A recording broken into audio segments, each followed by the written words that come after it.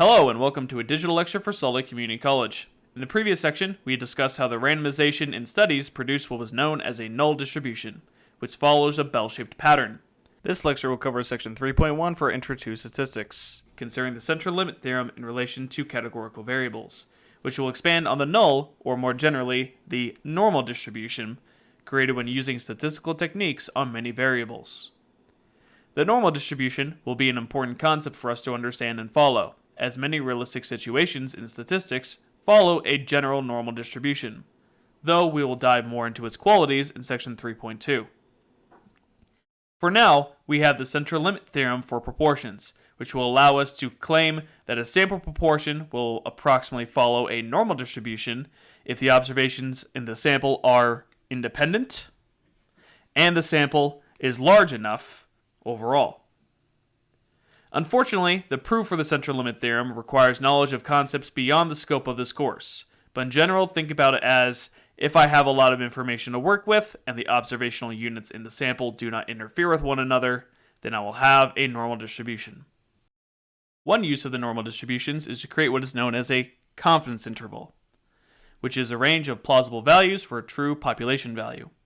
Reminder that when we gather a point estimate from a sample, we don't assume that it will be exactly accurate as a prediction for the associated population parameter. Instead, we would give it a range of values based on that point estimate.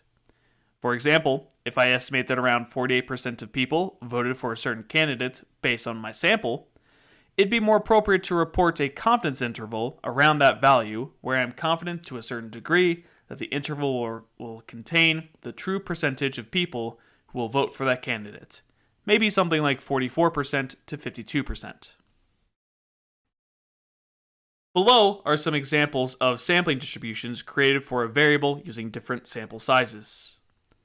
We see that when we have a smaller sample of size 20, it's hard to claim that the distribution will match a true bell curve, though we do see the beginnings of one with a single peak around 0.1.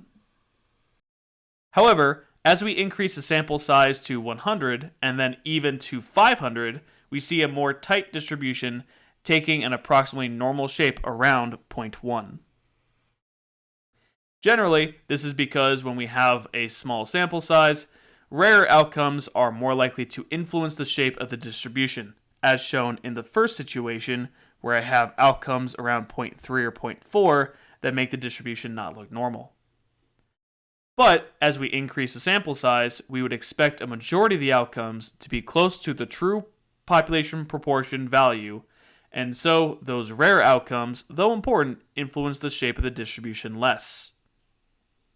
If you have any further questions, be sure to review the example videos or ask your instructor.